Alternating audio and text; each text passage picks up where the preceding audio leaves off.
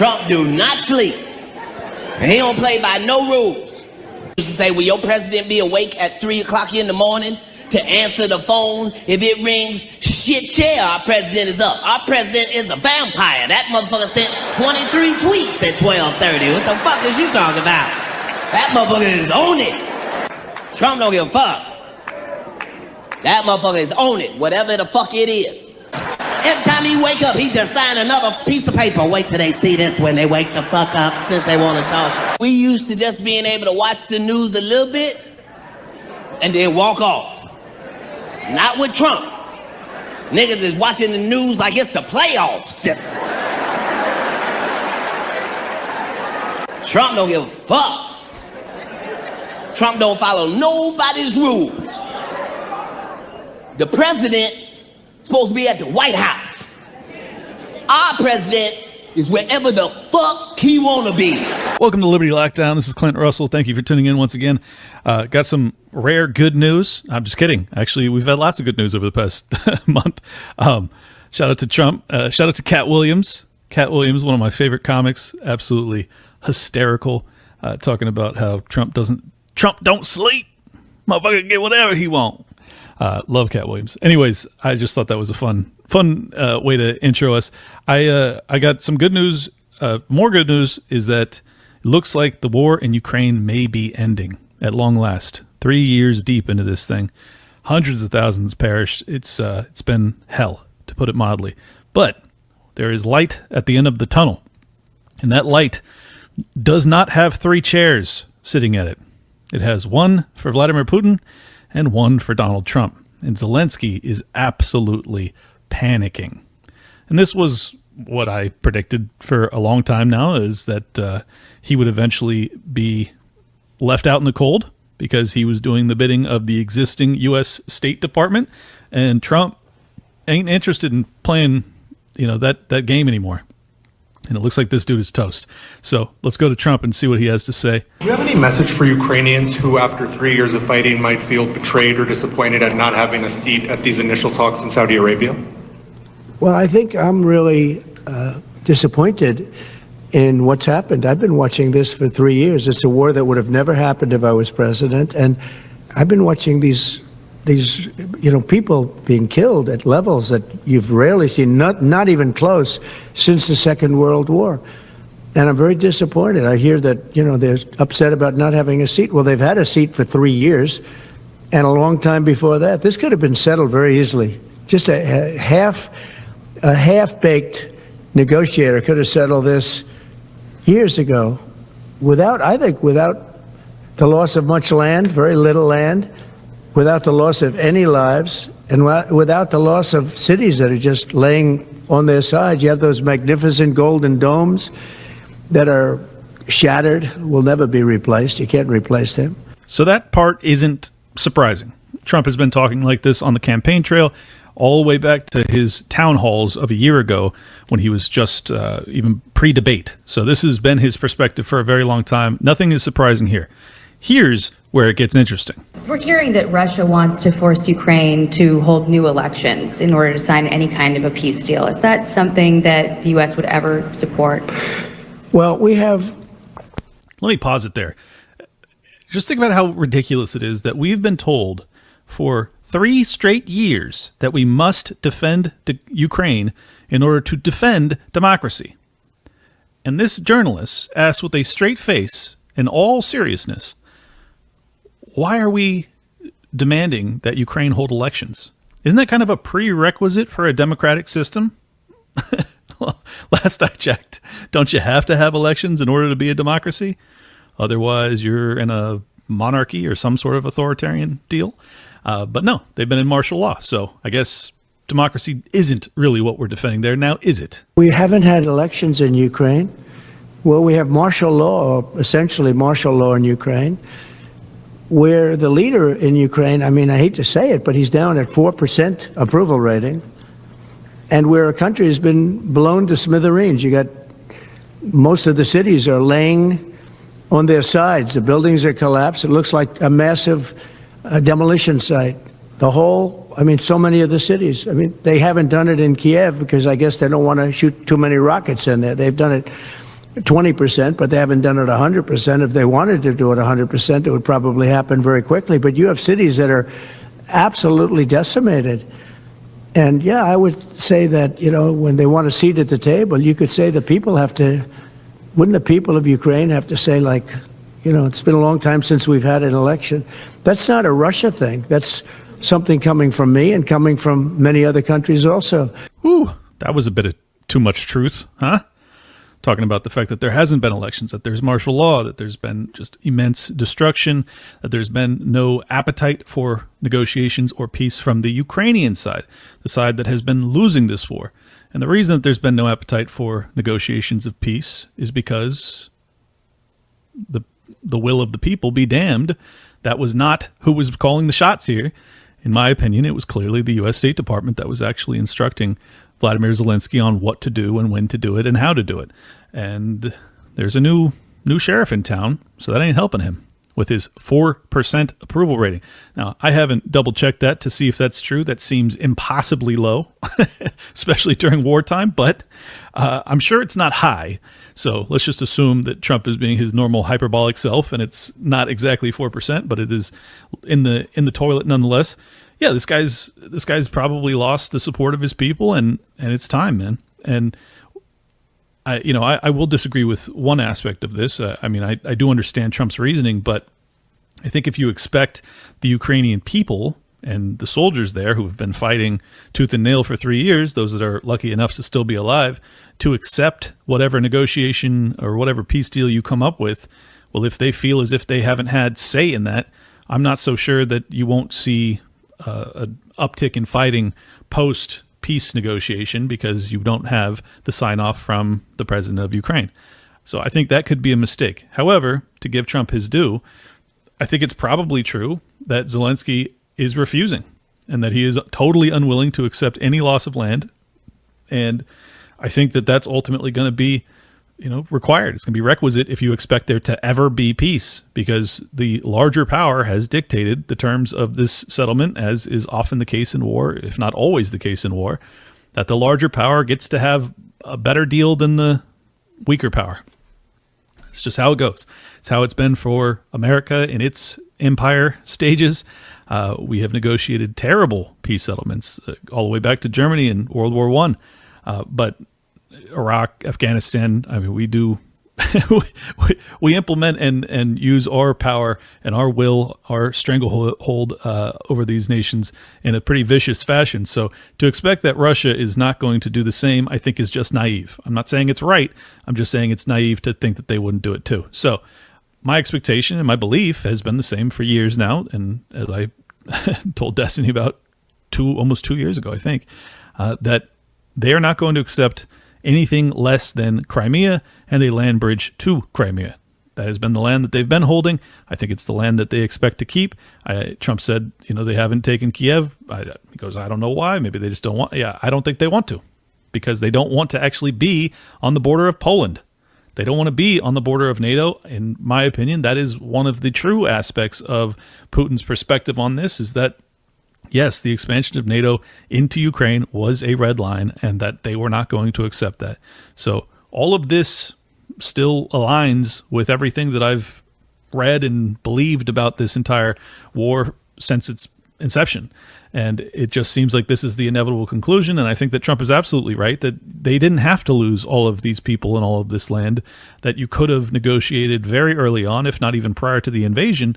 But certainly a month in, when there was a negotiated peace settlement that was signed off on, at least tentatively, that was torn up thanks to Boris Johnson at the direction of, I believe it was Jake Sullivan. It may have been Blinken, but it's just terrible. It's just terrible. All of this could have been avoided, or at least minimized tremendously. And so, spinning it positively, though, thank God that this might actually be ending, that the suffering of the Ukrainian people might be coming to an end, that there might actually be sovereignty left for the Ukrainians, that there might actually be a Ukraine left, given that that was not a foregone conclusion. I think that would be good. That would be a good thing. And most importantly, from the American perspective, which is the one I hold and the one I care most about, is that we might not have to have a war with Russia. Hey, hooray. which I might add was the primary reason I voted for Donald Trump, is because that's what he campaigned on. And it appears that he is interested in delivering on that promise. Thank God.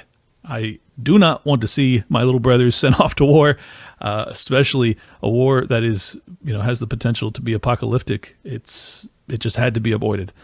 And everyone in the Biden administration was 100% committed to this war, and everyone in all of the West seems to be committed to this war. It's crazy.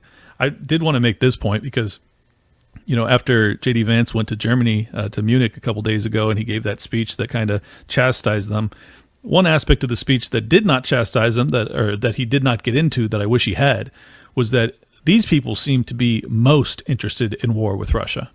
Like, absolutely bloodthirsty. I'll give them, I'll give them the benefit of the doubt and say it does seem to me as if some of them are true believers, that they genuinely believe that Putin is about to roll across Europe.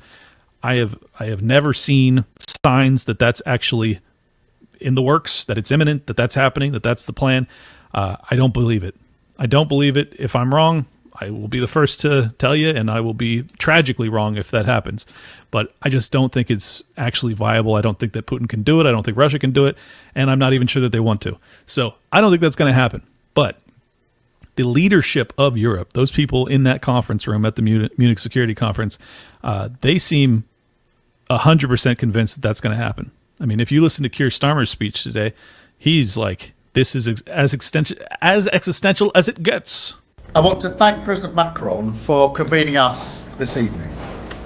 At stake is not just the future of Ukraine, it is an existential question for Europe as a whole, and therefore vital for Britain's national interest.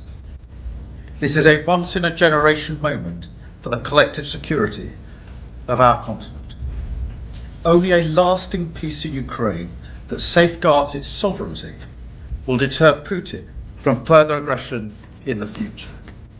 In this moment, we have to recognise the new era that we are in, not cling hopelessly to the comforts of the past. It's time for us to take responsibility for our security, for our continent.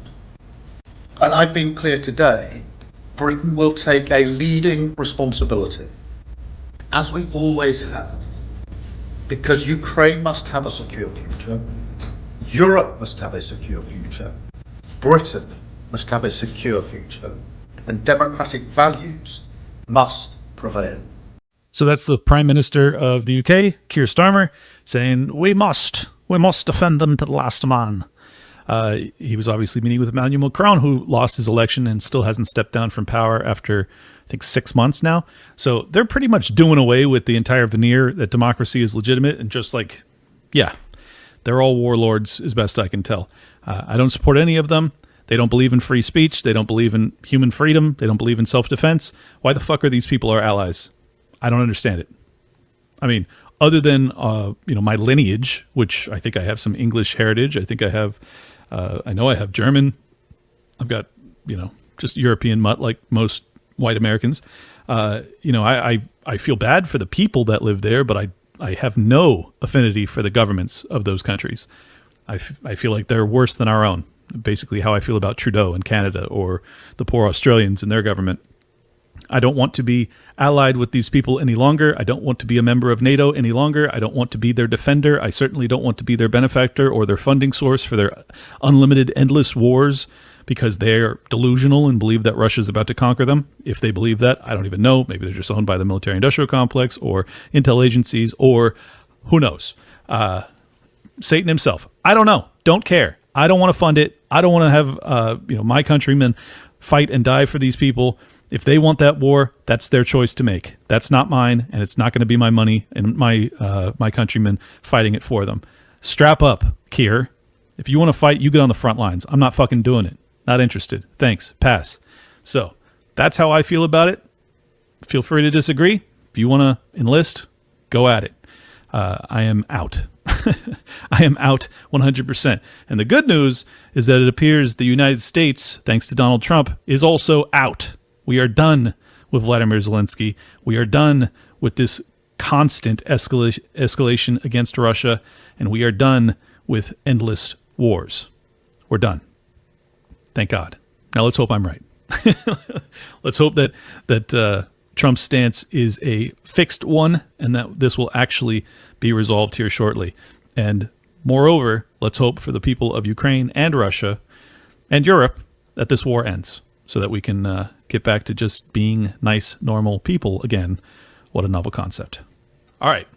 Today's interview is with a buddy of mine. He is Josiah Baker. He's the chair of the Libertarian Party of Tennessee. He's running for re-election, so I decided to have him on, give him a little boost, see if that helps. I'm just kidding. I just wanted to chat with him for a bit. This does get a little bit inside baseball. We talk a little bit about the inside of the party itself and how that's all functioning. I don't know if you'll find that part interesting, but I think you will find the parts interesting in terms of like tactical discussions. How is it that the Libertarian Party can be utilized to make the Republican Party more viable, how it can actually make it better? Because as of now, it is a duopoly.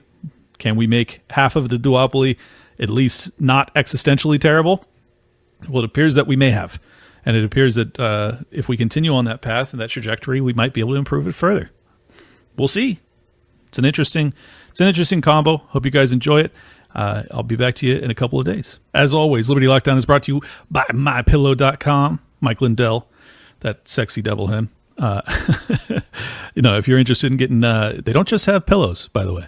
They got bed sheets, bedding, mattresses, toppers, slippers, clothes, towels, robes, kitchen stuff. My goodness, they got everything. They even got stuff for your pets.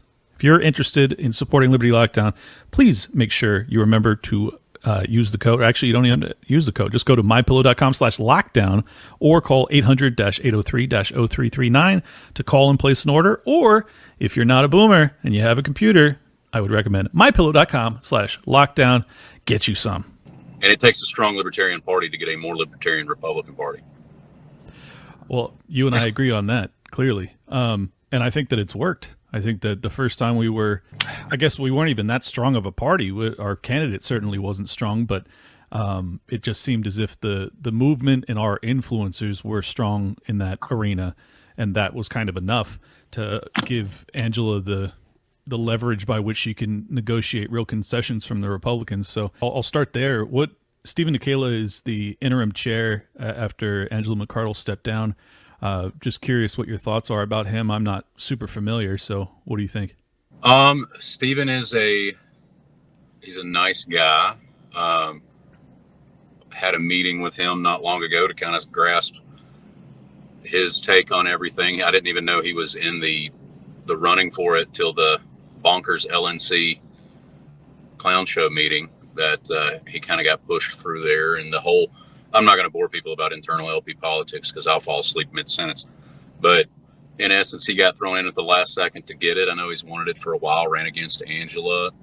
Nice guy. I hope that he has the fortitude of the intestinal variety to continue the work. He said that he supports the PDR strategy that Michael Heiss has created, which is an actual tangible metric to winning, focusing on nullification elections at the state local levels. I support that. What's PDR stand for? Project Decentralized Revolution. There's a great essay that Heiss wrote up about it. He's also read the essay on. I'm YouTube. well aware. This is for my audience's sake. They have no idea what PDR is. You can't. You're talking like a military guy using acronyms that normies have no idea what you mean. Totally. So Project Decentralized Revolution essentially says the Libertarian Party needs to be honest with itself. And for over 50 years, it's been largely irrelevant. It's viewed by the public as people that show up every 4 years, screw up an election, crawl back in their hole like Puxatawny Phil, but with politics. And the reason Libertarians need to be honest with themselves, we had up until this last election, no tangible wins at all, unless you count, internet verbal chess as wins, dunking on people. Nothing in the real world, nothing in meat space. And it was. Hey, come on, don't downplay it. We won a lot of internet blood sport battles. Oh yes, a lot of futile arguments into the wee hours of the morning. But yeah. But Mike's vision with PDR, Project Decentralized Revolution, was being honest, understanding we as a party need to stop throwing spaghetti at a wall and hope something sticks. Have a honed-in focus, and it was. State level, we need to focus on local elections, with actual nullification powers like city council, school board, constable, sheriff, county commission, mayor, these seats that can nullify state and federal edicts, because we all learned during COVID, it matters who your local government body is and your state government body. A lot of us tout Ron DeSantis and the way Florida handled COVID. That's why state level and local level matter, because the dirty secret is whatever the feds say we're going to do, they need local compliance to do so. Yep. And that's why we focus on those seats. It's actual seats of power. It's not, hey, I'm the local dog catcher. Nobody cares. Right. This is someone that builds power. And most importantly, they're winnable seats as opposed to federal elections. So, federal elections, I think I still believe what I said, 3 years ago, that if Dave Smith type of figure were to run at the national level, it would be a boon to us and that it would be well worth doing. As we saw with the Chase Oliver campaign, that is the opposite of effective, and it basically makes no impact whatsoever, and every penny spent in that endeavor is wasted, as best I can tell. So I think that's where I'm at with it now, is like you either run a Ron Paul level, firebrand with charisma that can attract people, or you don't run federally at all. And that's that may be an unpopular opinion, because who decides who is the type of candidate that is worthy of running federally? But that's kind of where I fall on these things. I do think that the Project Decentralized Revolution is the much more viable path moving forward. I'm curious what your thoughts are on the Trump administration so far. If you've listened to any of my latest episodes or coverage, I'm certainly pleasantly surprised. I think he has exceeded expectations. I think he's done things that I really didn't expect, things he didn't even promise. The USAID funding freeze was an absolute, windfall for anybody that understands how the State Department really functions and how our foreign policy is implemented. So I'm still at a loss as to how so many libertarians seem to give him no credit, no grace whatsoever. Where do you fall?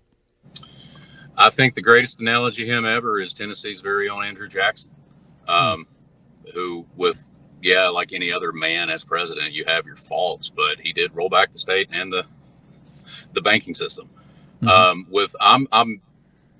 I was optimistic, hopeful, maybe even to a naive point, that he made these concessions and these sales pitches, and Ross was freed. Massive, biggest win in the history of the party, actually affecting something nationally.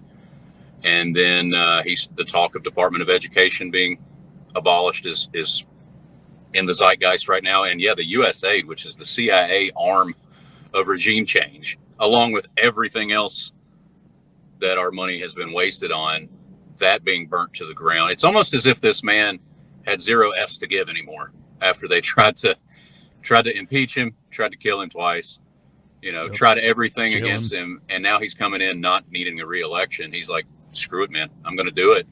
I can firmly say, for the most part, he's the most libertarian president of my lifetime with what he's done. And I can say that with full confidence. At the same time, I'm not crazy about the Israel continued funding of genocide, the Gaza plan. But again, he talks a lot like a real estate mogul. Let me look at this, and this is what I'm going to short sell you at.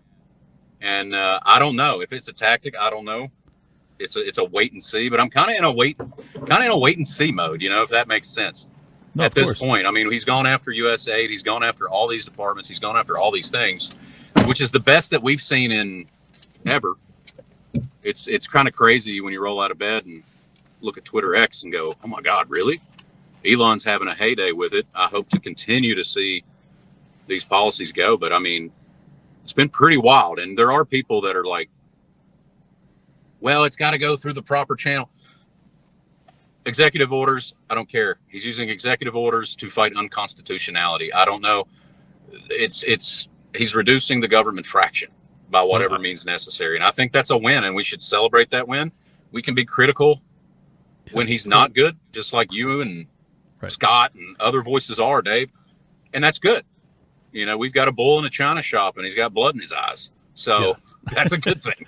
Let him run wild as long as he's running in the right direction is kind of how I feel about it. And I think that particularly Doge, didn't come across in its early manifestation or like its pitch as having any teeth. And most of us, particularly given that most of us are very jaded, we expected very little from it, that it would be kind of an advisory board that may highlight some things, but probably won't get much done. That is not what this thing is so far. It seems to be very, very meaningful, actually, in a way that is pervasive. I mean, like they're going after DOD.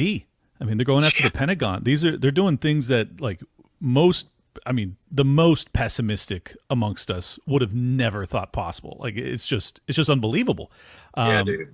Maybe the most optimistic amongst us would have never thought possible. So I'm at this point, I'm in a wait and see mode on all of the bad things that he's talking about, because as of now, he's doing good things. He's saying a couple bad things, but he's not doing the bad things yet. So that's where I'm at. I think we also have to wait and see when it comes to the tariff wars, and whether or not that just ends up reducing net tariffs or if it increases tariffs across the board.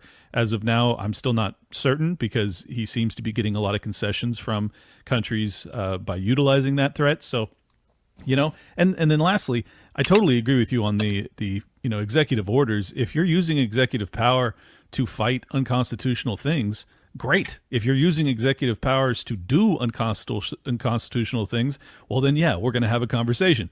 Across the board, for my audience's sake, and I think it would be interesting just to get your perspective. My opinion is that Trump, as you said earlier, he's the most libertarian president in your lifetime. That doesn't make him perfect, but I think that most libertarians in the country feel the same way. But then if you actually look at, LNC type of communications on this thing, by that I mean Libertarian National, it seems as if it's pretty divided. Do you think that the broader, the delegates, the higher ups within the Libertarian Party are out of touch with the average libertarian voter? Because I certainly feel so. Yeah, man. There is, I think, a disconnect, because a lot of, and I don't just blame it on the autism joke, but a lot of libertarians involved in Libertarian Inc. are so zoomed in and live in such theory and 24/7 that they don't understand praxeology in the real world. And they don't understand that I hate the old adage, it was corny. You're just libertarian, you don't know it yet. But a lot of folks do think in these ideals. They just don't, people go and they say, something smells wrong about this. Why is this the case? Hey, why your average American goes, why is everything so high? It doesn't make sense. They're thinking, and they're so close, but libertarians tend to go into it with the gif of the well actually meme and a full dissertation that just turns people away. It's you have to be relatable. And I think honestly, I thought Angela did a heck of a job making libertarians relatable to people in the real world that aren't just in our little circles. And we have to maintain that, whether it happens from the national standpoint currently or not, remains to be seen. But I want to see that more action, more connectivity, more coalition. In Tennessee, what we do, like coalition is the pipeline to productive membership. And sometimes, I hate to break it, addition is by subtraction. Mm-hmm. Like raw dollars, sure, raw dollars are great. Raw dollars that have no arms and legs to do anything productive. It's and punching above our weight like we've been doing, we have to continue that. And I think that hopefully some folks with National will heed that. We're kind of in a waiting pattern here, and we'll see what happens in Grand Rapids. Well, I'll just say it bluntly. I think that subtraction when it comes to people that are in the Libertarian Party because they're obsessed with like trans issues or gay rights and oppression and all this stuff that really just falls into the progressive umbrella. I don't think that they're best fit. And I know they feel the same way about me. So there's no love lost between either side. But I just don't see this systemic oppression narrative as being viable. The people that think that racism is the biggest problem that faces this country, and there are people in the Libertarian Party that feel that way. I feel like they're just not in the right place. It's much easier. Back before Douglas Murray got retarded with war, he had a great book called The Madness of Crowds, and I love it. It's one of my favorite books. And it talks about St. George, right? The old St. George from England. Once he retired after slaying the dragon, he moved on to lizards and snakes and raccoons. And then eventually they found him in the middle of his field swinging his sword at thin air because there was nothing left to slay. But it's a lot easier for libertarians, especially identitarians, where the name tag of my identity is that's my social credit. The pain Olympic types. It's easier to go and solve problems that are largely solved. Is racism 100% gone? No. Does it have power? No. You know, we have more productive things, especially as libertarians, to worry about. Life, liberty, pursuit of happiness, property rights. These things that are clearly, egregiously smashed by the federal and state governments. That's what we should be focusing on. And that's why I'm so issues focused. But when it becomes identity politic game, it falls on deaf ears. And again, I'm not saying I'm against this, that, or the other group. I'm for human beings that are. That's the problem, though, is that you shouldn't even have to say that. Everything you said to open this was, life, liberty, property, pursuit of happiness, all that is applicable to everybody. If you're trans, black, gay, whatever, like that, all of these principles are basically universal. So yes, who cares? It's just not worth our focus. But the problem is that what I found is that those that are obsessed with the things that are they're tilting at windmills, when racism being the specter that haunts us daily, they're also the ones that are most prone to missing the genuine topic that must be right. Like, you must be right about in the moment. And they get the Ukraine stuff wrong. They get the lockdowns. They get the vax stuff wrong. Like, across the board, there's something about how the people that are obsessed with the whole liberal worldview, they also cannot see what's happening in real time. And I just, from my vantage point, that makes them essentially useless. And I know that sounds like a harsh condemnation, but useless or useful idiot. The overlap is significant, and I don't think it's a coincidence. I think it has something to do with your worldview. I really do. It does, and it's a worldview that stems from Marxism with power dynamic and pain Olympic type. I call it theology, honestly, and viewing it through that instead of through a first principles lens of, again, life, liberty, pursuit of happiness, property rights, non-aggression, which is not nonviolent, by the way. A lot of people equate those two. Aggression and violence are two different things. But you are correct. And what ends up happening is the blemish tarnishes the garment, if you will.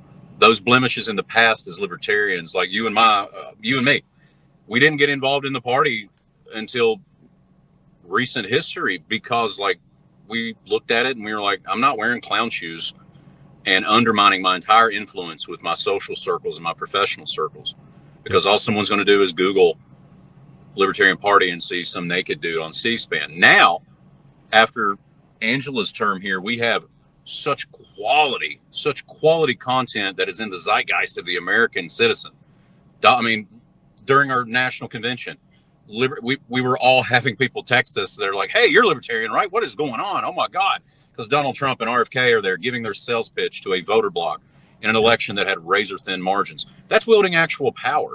And honestly, I'd be okay if the LNC nominated Chase Oliver for presidential candidate every year, because it's the ultimate way, in retrospect, to wield power from a national standpoint in different states. I disagree. Okay. All right. So hear me out. This is what my thought process was, because we didn't get much in terms of concessions. We didn't get a libertarian in the cabinet specifically because we did not endorse Donald Trump. And if, this is going to be very controversial, but I just think it's worth consideration. So let's just do the thought experiment. So the whole reason that Bobby Kennedy is now the head of HHS, which wields enormous power, enormous. It's about as big as any single department, right up there with, DOD, Pentagon type of stuff. Major, too much in terms of power, honestly. Yeah. But the reason he got that is because he was polling at 10% and he dropped out and he endorsed Donald Trump. And he had immense leverage. He used it at its maximal time, and he pissed off a lot of his supporters, but he ended up getting into something that he probably would have never been capable of doing. Like, he wasn't going to win the presidency because the DNC had already blocked him out. So this was his only pathway to actual political power. He worked it masterfully, and I think that he's going to do a great job as HHS. So my thesis is this: we don't run a Chase Oliver. We run a Dave Smith level character, and we then negotiate once we're polling 4 or 5% in a margin that we can actually, shift the outcome of an election, and then we throw our support to somebody, whoever's most in alignment, whoever promises us the most. That's going to be very unpopular amongst the LNC faithful, but I'm curious what your thoughts are. Is that something we could ever consider? I don't disagree. That's a very good idea because, and again, a lot of this depends on how the midterms go, because it's always set up, punch, midterms. It depends. Right now, let's say this hot streak of libertarian values continue, right? And all of a sudden the GOP, as a debater I once heard, all of a sudden they're no longer campaigning like Ron Paul and ruling like John McCain, but now they're behaving like Ron Paul. Yeah. Up through midterms. Weird. It's so the calculus now becomes like, how do we continue to infect the populace with libertarian ideals and keep it in the mainstream? Right. So there's scenarios where, if the GOP continues to do this, who knows? And I do think the next cycle, I was in jest kind of saying that earlier because it was such a razor thin margin and Chase took all the Democrat votes in those swing states. True. I think it's a good calculus for, someone of principle, of value, like a Dave Smith, a Clint Russell, a Thomas Massey, who knows? Massey would be great. I'd love Glenn Jacobs myself. Sure, but me too. He's a lifetime LP member, Mises Institute guy. But someone that can really, now that that wound is open and we can not just go in there and cut out the bad tissue of the state using its own mechanisms, now we can really precision with a really principled, libertarian, well-spoken, likable, electable, that's the key word, electable candidate.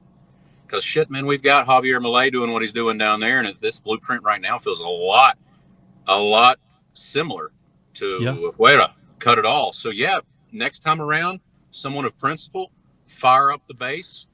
I think, and then you're looking at it getting even harder concessions. We all knew that the relationship of the Israeli state and the United States state are so intermingled, dude. It's like a stage 4 tumor around the spinal cord, inoperable right now.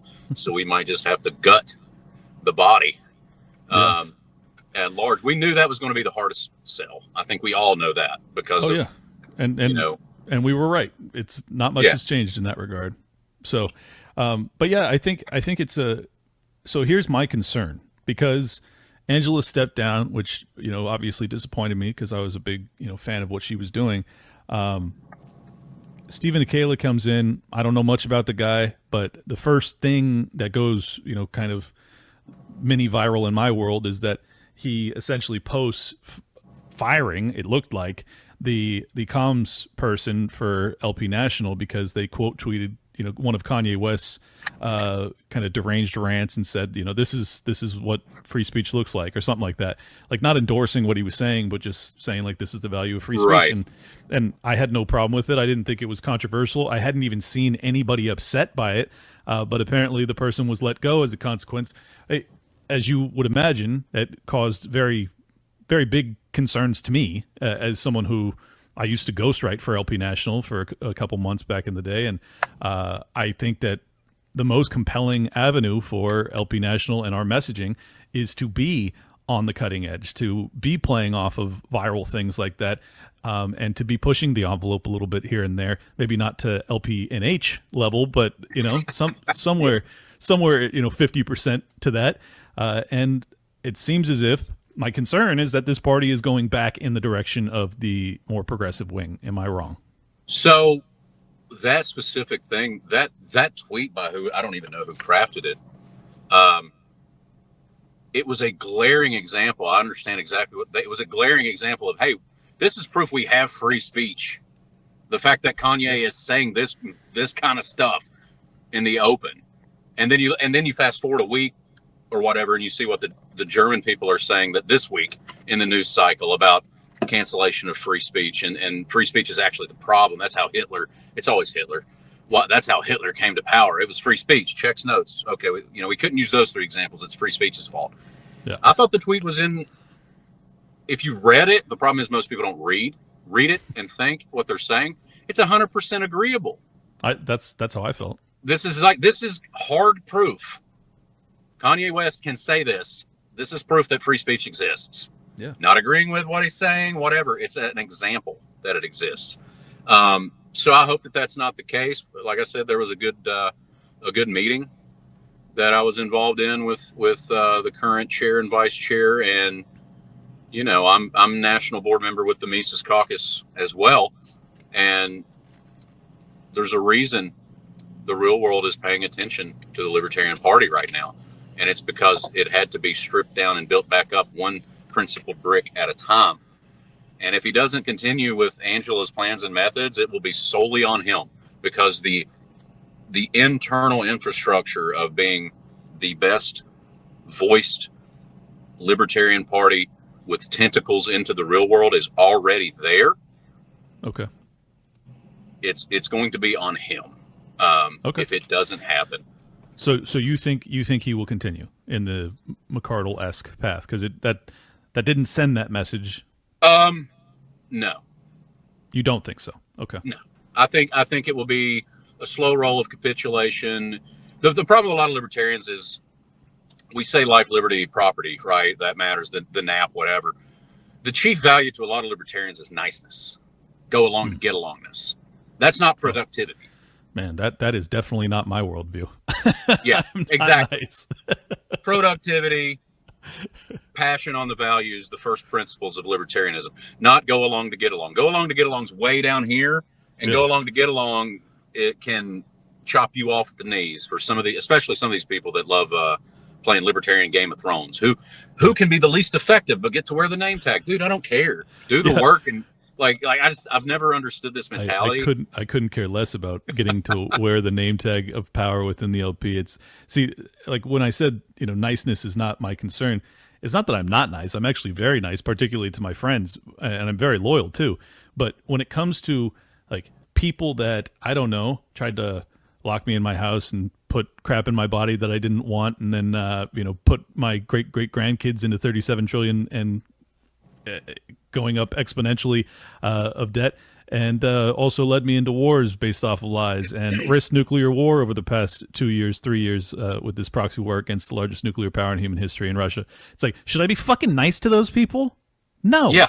No, Exactly. the answer is fuck no. I shouldn't be nice, and I shouldn't be like soft pedaling how upset I am with these people. So this is, and I think that's the reason I'm successful as a messenger for us, is that like I reflect genuine anger. It's not performative. It's like it's applicable. Like I use it where applicable, and I think that's actually what a lot of people want to see, especially if you're not a party that has duopoly power structure where you have like a guaranteed 50% shot at the throne.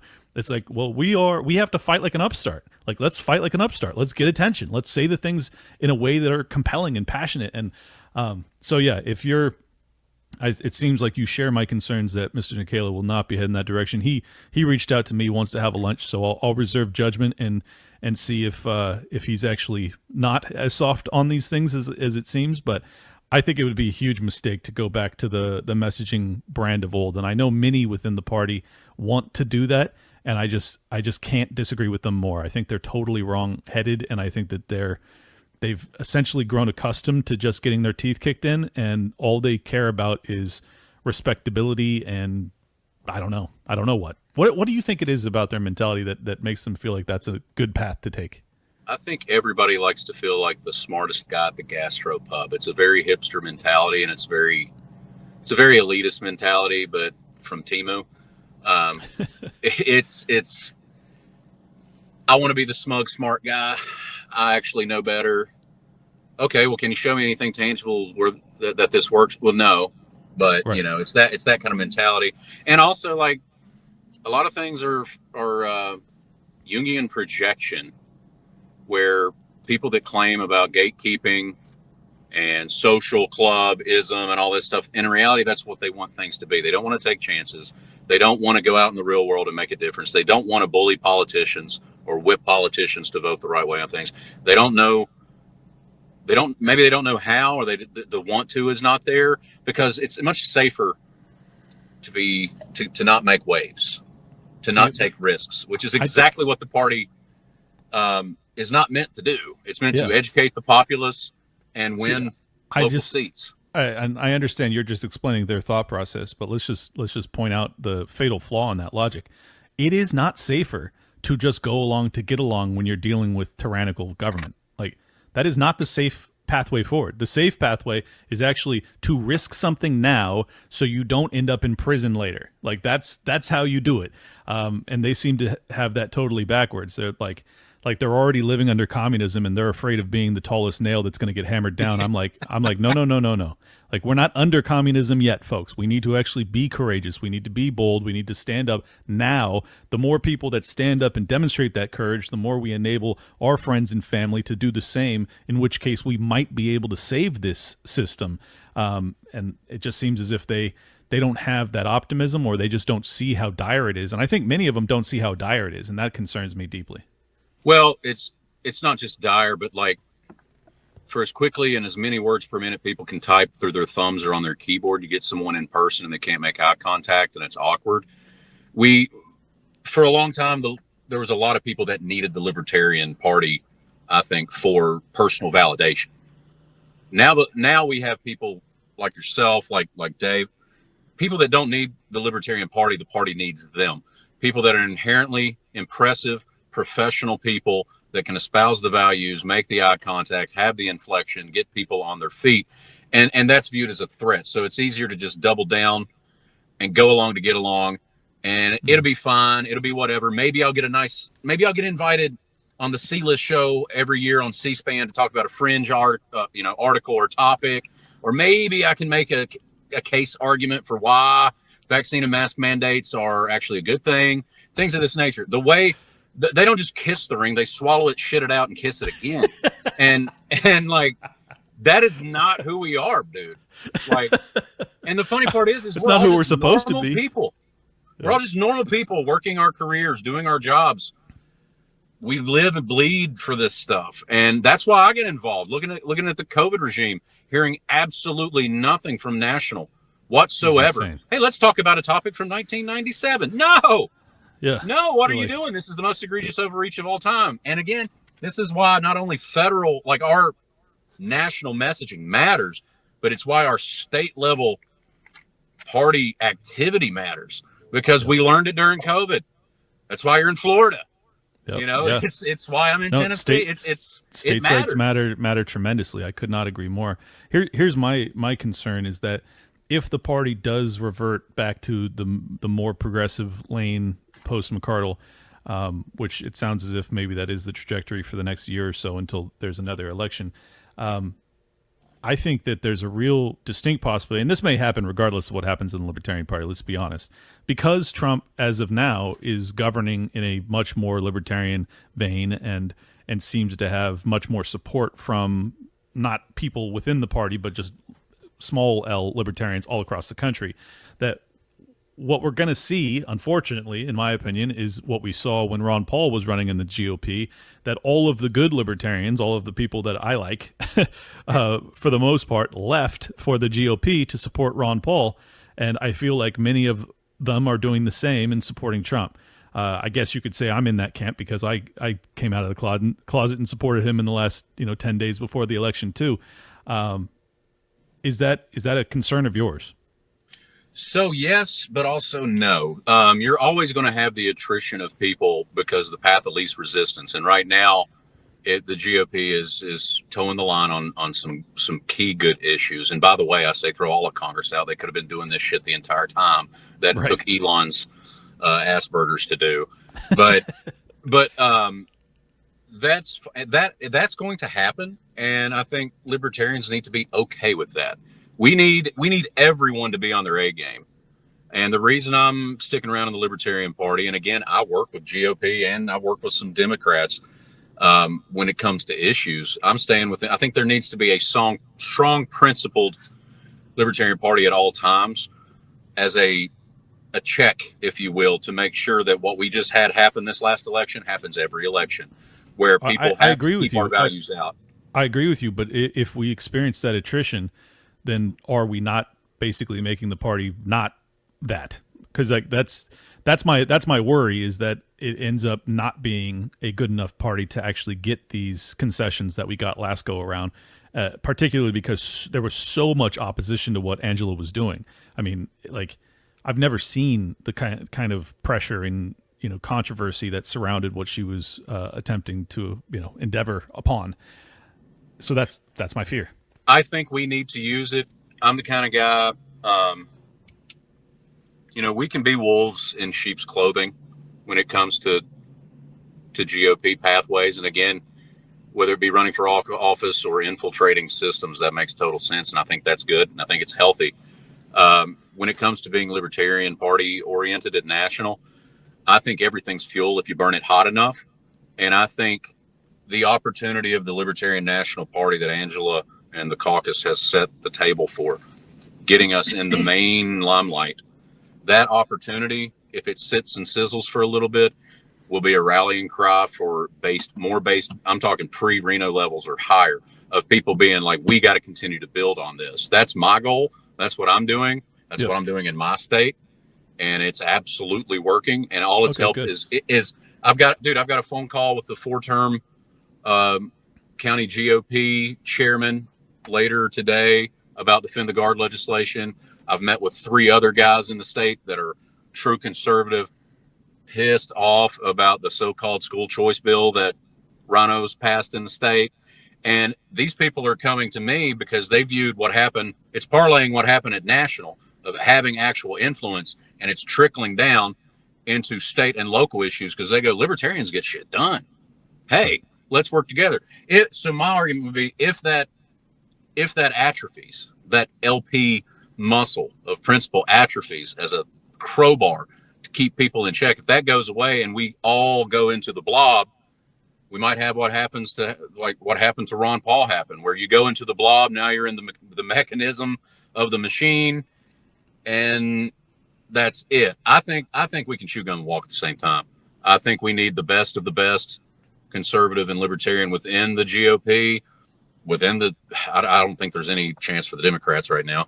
And we need to continue to build our own roster. That's the problem. Libertarian Party hasn't had a roster of impeccable, impressive people for so long. One guy comes along and does a thing and everybody goes, holy shit. We need to build our homegrown talent, because no one is coming to save us. It's up to us to do it. Could not agree more. Yeah, that's the I mean, just goes to show how what a dearth of talent we have, that I'm just some mortgage broker in San Diego, and then I'm I'm one or two votes away from being the vice presidential nominee a couple years later without even really campaigning.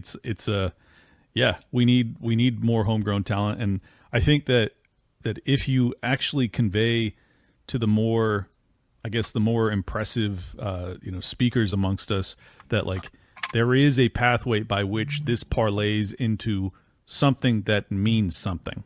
Yes. I think that matters, because it mattered to me. And I wouldn't have done it if I didn't think that it would have actually led to something.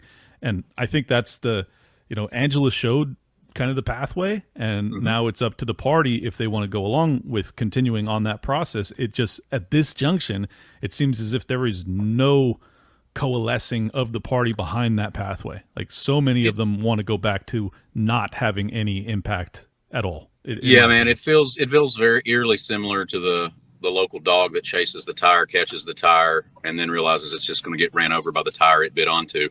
Right. Because we have such a monumental time and space we live in right now with being libertarian.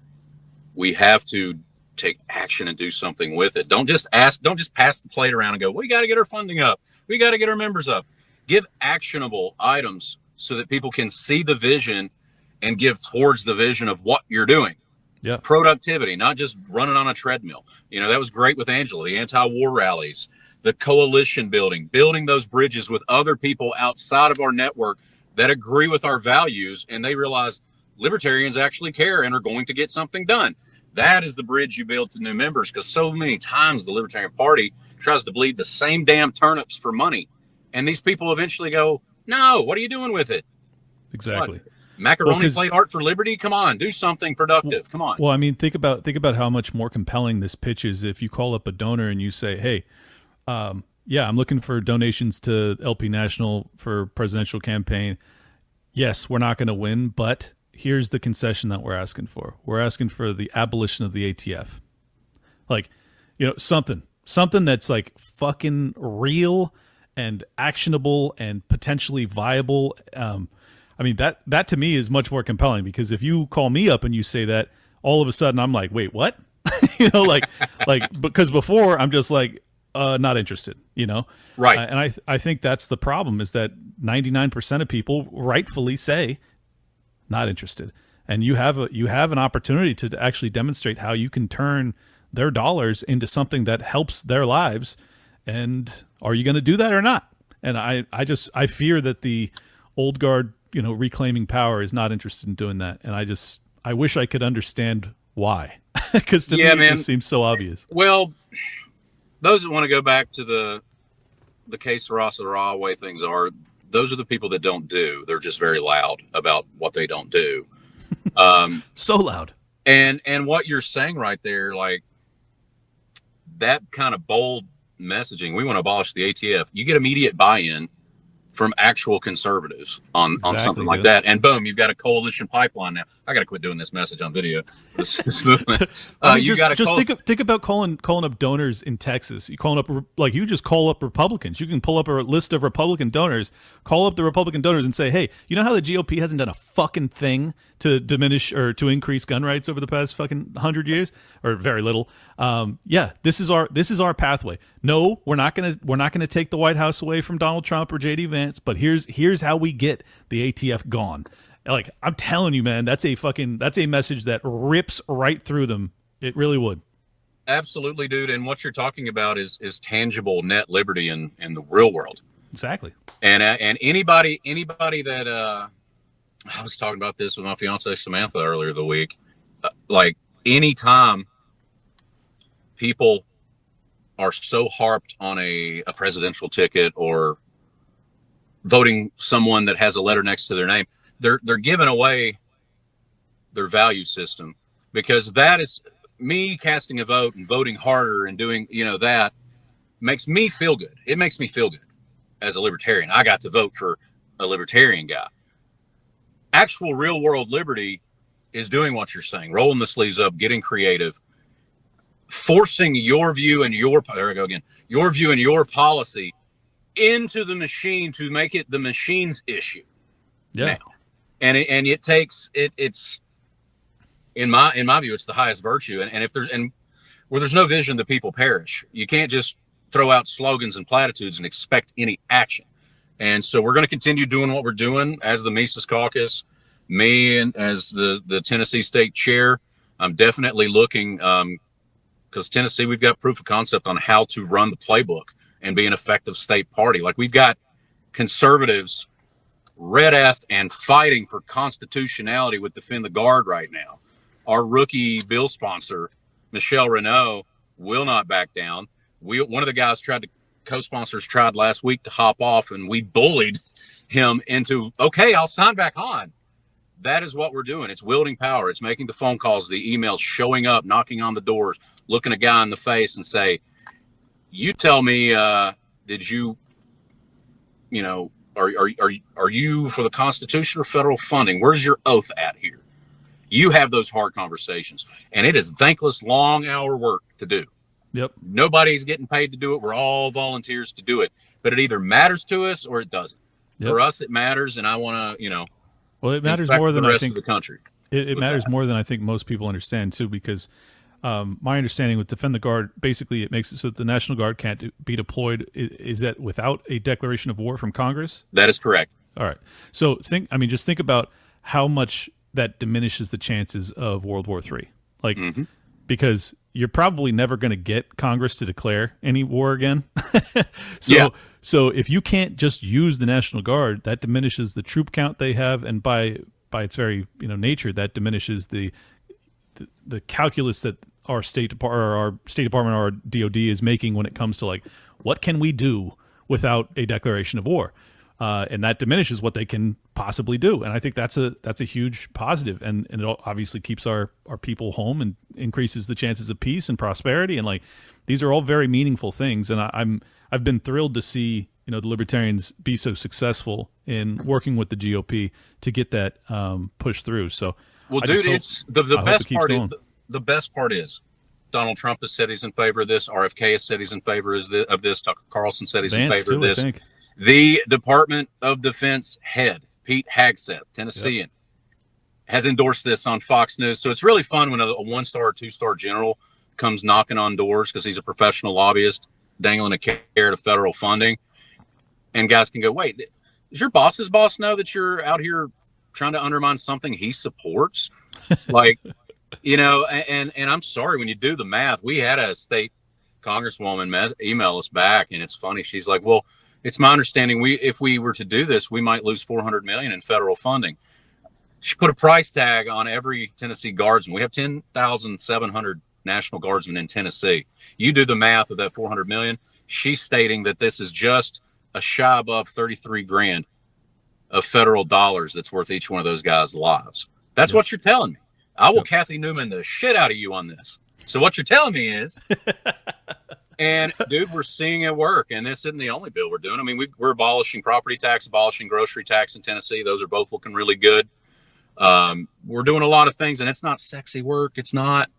Yeah, no, I know. But it's vital work to maintain the sovereignty of our state. And I think that kind of bullish mentality, that rugged mentality of going in there and making them be better on what they say matters. Are you saying you're against Donald Trump's entire presidency and the DOD head? That's what you're saying? Right. Because that's what you're saying. And I got red-ass conservatives that are ready to primary you. If you vote right on this, they might look the other way, Exactly. It's wielding conversational power. No, it is. But I think this is why Ron Paul's legacy matters so much, is that because of his success, obviously he grew the libertarian movement, but then as a consequence, Donald Trump kind of rode that wave a bit and grew it, obviously. But he perpetuated some of the most key messaging that came from Dr. Paul and popularized it. Now he's implementing some of it. And now we're even talking about Ron Paul possibly outing the Fed, Finally. Yeah, no kidding. What a life achievement, and cherry on the top of the sundae if that happens. But my point is that I think because the libertarian movement, he did that through the GOP, but then Angela and us did our thing over this past election cycle. We have really infused so many libertarian ideas into the federal, Trump round 2 campaign that we have immense leverage now when it comes like all the stuff that we've talked about forever is no longer outside of the Overton window. Like it's 100%. It's definitely in it. It still may be on the periphery of the window, but it's in it. And I think we got a real shot, man. And I just hope that people don't lay off the gas. Like I know there's this tendency once you've come out of like a really tyrannical period to just be like, well, things are 10% better than they were, so let's relax. It's like no.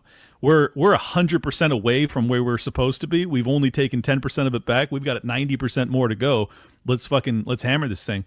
And I just hope that energy exists. I know it's hard to get people motivated after what we just went through, but we need to be motivated because like now we actually have a chance at getting real wins.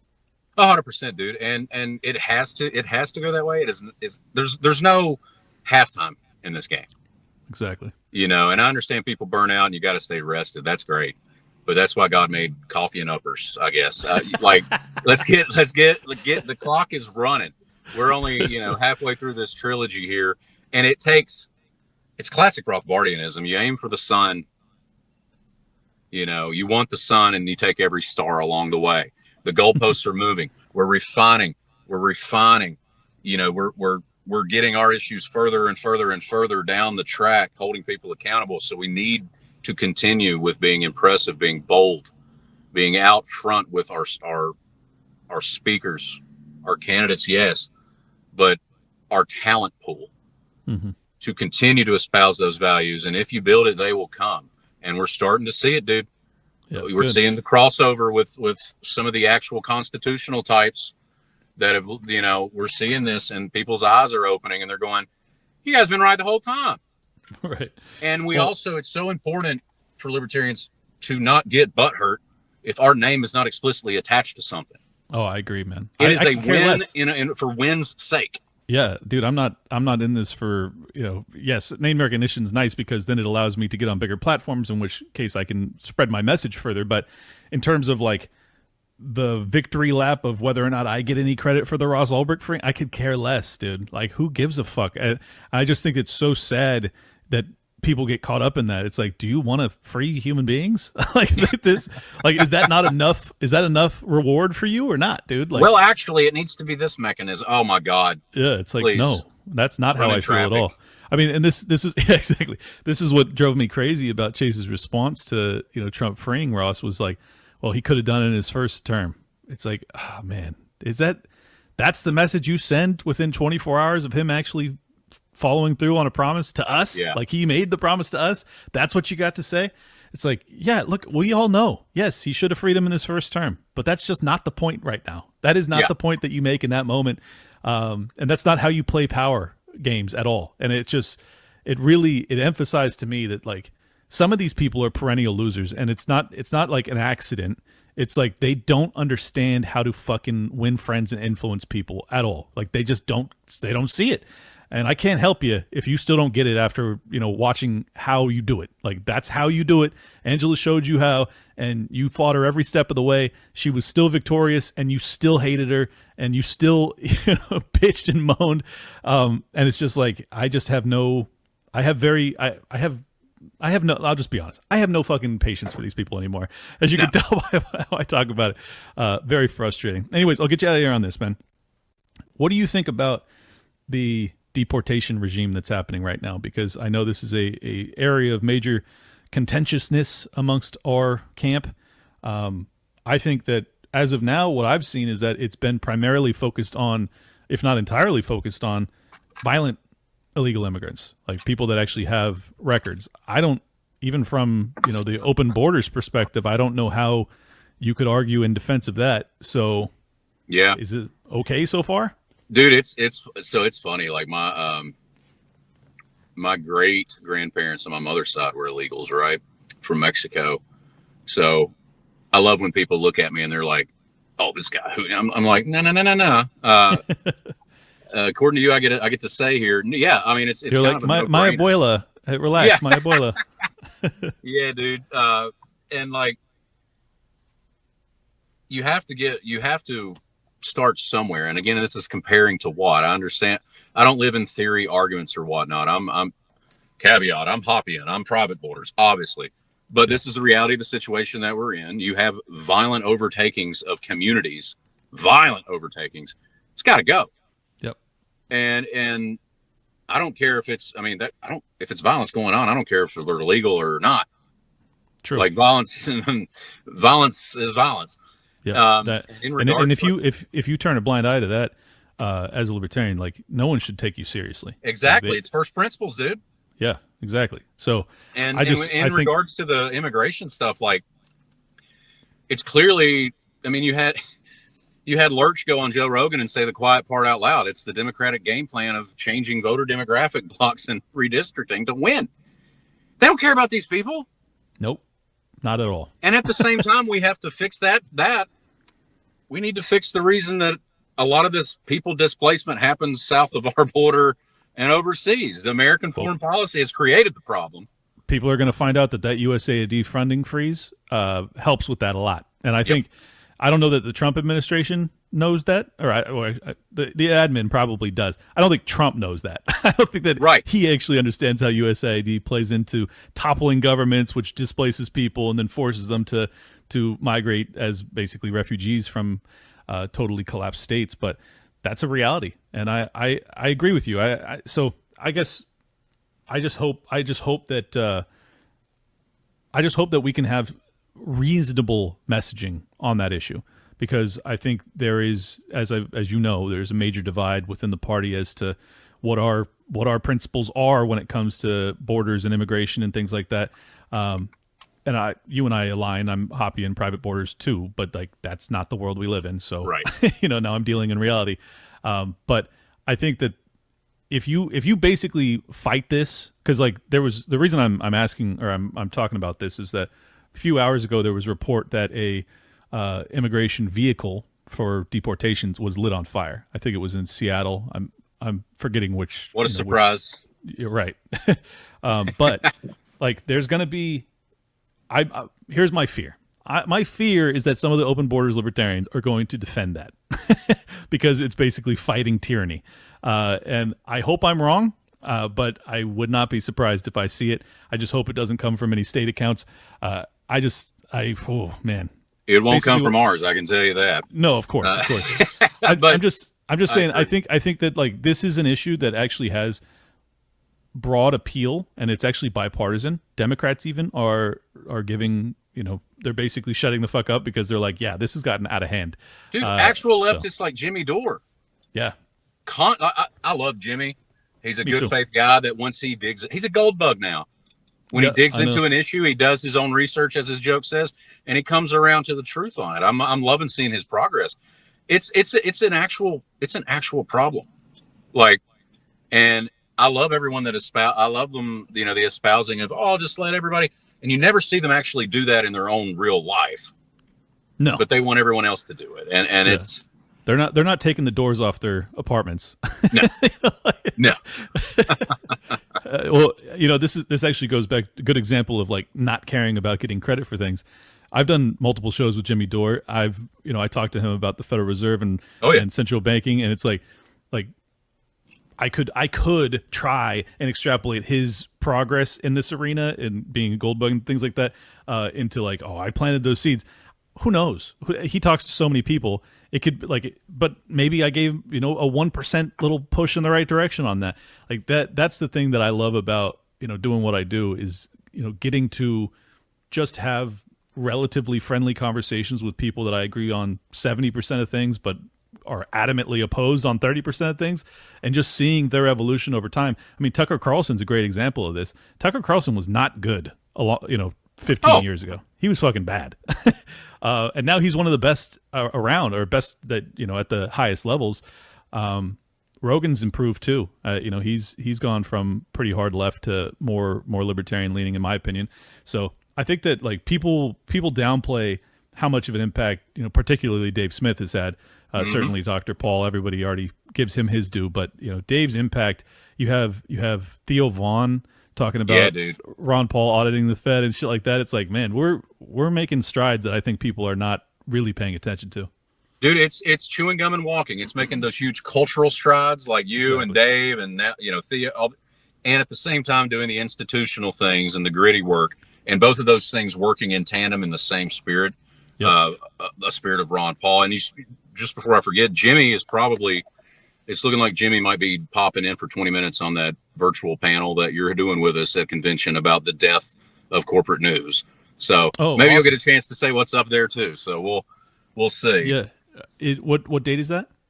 Do you remember? That is the March 1st panel that we're doing with Nate and Charlie from Good Morning Liberty about the death of corporate media. I'll have Samantha get in contact with you because it's going to be, you're a huge voice out there. Jimmy's a huge voice out there. Oh, Jimmy's big. Corporate media is officially dead. They did their last full court press after this last election. Indeed. And people just aren't here for it, But and the March 1st thing, is that going to be open to the public? Can I post that? Yeah, absolutely. Yeah, it's our state convention. It's when I'm up for re-election. Our entire board is for the state party.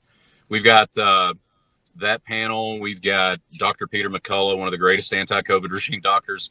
He's speaking at our gala. We've got Dan McKnight from Bring Our Troops Home. He's doing an actual workshop on how to properly push legislation. I've got Dr. Denise Sibley, which is like the Tennessee version of Dr. McCullough for ivermectin. She got shamed, all that. She got it back in. And then, of course, I got Nate Dressel. I've got Michelle Renaud, who is our rep for Defend the Guard in the state. One of our elected. He's a constable. Will Bolton's going to be speaking. And then, of course, both of our great mutual friend, the great illustrious Reverend Dave Benner, will be talking as well because we all love Love Dave. So, I didn't know he was a reverend. well, Reverend in Liberty. Okay. Yeah, shout out to Dave. All right. Yeah, March 1st, ladies and gentlemen, make sure you check that out. Josiah, you have my endorsement for your reelection as chair in Tennessee. I hope that anybody that's listening that's in Tennessee right now, get involved, even if you vote GOP, even maybe more so if you vote GOP historically. I would love to see you have a conversation with Josiah and the LP Tennessee folks and see if there's something that you would be interested in working with them on. I think they're doing great work, and I think that they they model kind of my more in alignment with my vision as to how we actually like implement and get wins, real world wins. And I just wish you continued success, man. Where can people follow you? People can follow me Twitter. It is Hopbard, HOPBARD. The Libertarian Party of Tennessee on Twitter. If you're interested in getting involved with us, they can go to lptn.org/sign up or lptn.org/convention committee for all our convention information. Email me at chair@lptn.org. That's about it. Awesome. Thank you, Josiah. If anybody wants to support my work, at Liberty Lockpod on X, subscribe there. I'll follow you back. Liberty Lockdown is the show on Apple, Spotify, everywhere else. If you could leave a 5-star review, almost at 1,000, I'd appreciate it if you guys could do that on Apple Podcasts. Got like 600 over on Spotify. We're doing big things here, ladies and gentlemen. It's all because of you. Thank you for continuing to support the work.